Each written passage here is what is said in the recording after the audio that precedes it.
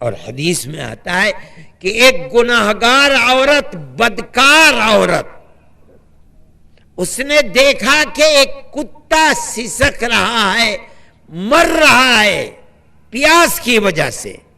اللہ کا نبی فرماتا ہے پانی کنویں میں تھا، اس نے اپنی اوڑھنی سے اپنے جوتے کو باندھا اور لٹکا کر کے جو اس میں پانی چلو 2 چلو آیا یا قطرے 10 قطرے، وہ اس مرتے ہوئے کتے کے منہ میں ڈالے، اللہ نے اس کی زندگی کے سارے گناہوں کو معاف کر دیا۔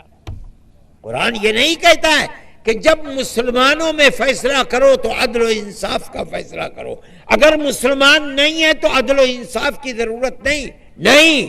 قرآن کہہ رہا ہے لوگوں کے درمیان فیصلہ کرو تو عدل و انصاف کا فیصلہ۔ وہ لوگ اپنا مذہب اور دھرم کیا رکھ، اس سے کوئی بحث نہیں ہے۔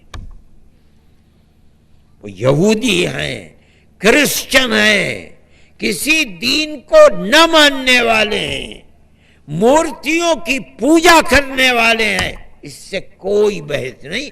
اللہ رسول اللہ کی زبان سے یہ آدیش دیتا ہے مسلمان کو، جب فیصلہ کرو عدل و انصاف کا سچا فیصلہ کرو۔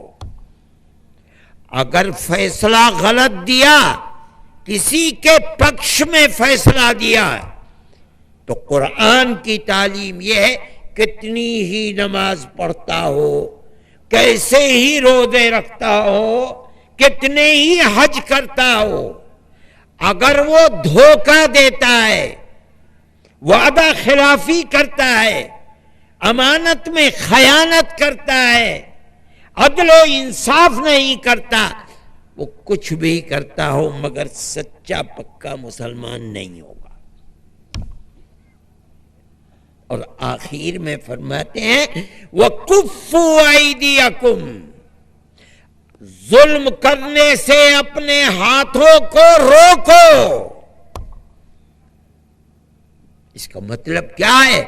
ظلم کسی پر نہیں کیا جائے گا جو دنیا میں مجھے رسول اللہ مانتا ہے۔ اللہ کا نبی یہ فرماتا ہے جو دنیا میں اللہ کے دین اسلام کو ماننے والا ہے کسی پر ظلم نہیں کرے گا، اور اگر ظلم کرے گا تو اس دنیا میں سزا بھگتے نہ بھگتے، اس لیے کہ دنیا بدلے کی جگہ نہیں ہے۔ یہاں تو قاتل قتل کرتا ہے اور دنیا سر کے اوپر بیٹھالتی ہے، اقتدار کی کرسی پر بیٹھتا ہے، وزیر بنتا ہے۔ اس لیے کہ دنیا بدلے کی جگہ نہیں ہے، بدلے کی جگہ دوسری دنیا ہے جہاں انسان کو موت کے بعد جانا ہے۔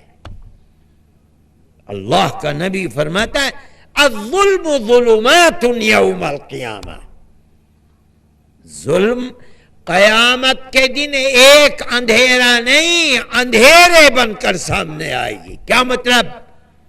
طرح طرح کی دکھ اور شدتوں کا سامنا ایک ظلم کے بدلے، اور جو انسان رات اور دن ظلم کرتا ہے اس کی جیون کیسے ہوگا؟ انسان ہی نہیں، اگر جانور پر بھی ظلم کرتا ہے تو ظلم ہی ہے۔ کتے اور بلی پر ظلم کی اجازت نہ قرآن نے دی ہے نہ رسول اللہ نے دی ہے۔ حدیث کے اندر آتا ہے کہ ایک بڑھیا نے بلی کو باندھ کر رکھ لیا، نہ کھانا دیا کہ وہ پیٹ بھر لیتی، نہ چھوڑا کہ وہ خود اپنے کھانے کا بندوبست کر لیتی۔ بلی، اللہ کا نبی فرماتا ہے کہ موت کے بعد اللہ نے اس بڑھیا کو عذاب میں مبتلا کیا۔ جو دین ایک بلی پر ظلم کو ظلم کہتا ہے، وہ ایک انسان پر ظلم کو کیسے ظلم نہیں کہے گا؟ اس انسان کا دھرم کچھ بھی ہو، انسانیت کا جنازہ نہیں نکالا جا سکتا۔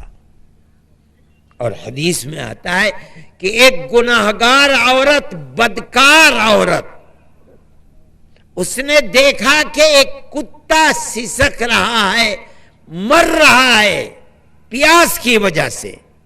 اللہ کا نبی فرماتا ہے پانی کنویں میں تھا، اس نے اپنی اوڑھنی سے اپنے جوتے کو باندھا اور لٹکا کر کے جو اس میں پانی چلو 2 چلو آیا یا قطرے 10 قطرے، وہ اس مرتے ہوئے کتے کے منہ میں ڈالے، اللہ نے اس کی زندگی کے سارے گناہوں کو معاف کر دیا۔ یہ اسلام کی تصویر ہے۔ مسلمان اپنے گریبان میں منہ ڈال کر دیکھے۔ میں یہ کہتا ہوں، میں نے یہ حدیث اس لیے پڑھی تھی کہ یہ تصویر ہے اسلام کی، اور مسلمان بہت سے ایسے بھی ہیں جو اس کے اوپر کھڑے نہیں اترتے، لیکن ایسے بھی ہیں جو اس کے اوپر کھڑے اتریں گے۔ اسلام یہ چاہتا ہے کہ دنیا میں جہاں رہے امن و ایمان کے ساتھ رہے، عدل و انصاف کے ساتھ رہے، اور اگر وہ نہیں رہتا تو اس کا مطلب یہ ہے کہ وہ سچا پکا مسلمان نہیں ہے۔ اب میں جاتا ہوں دوسری طرف۔ اسلام اس ملک کے اندر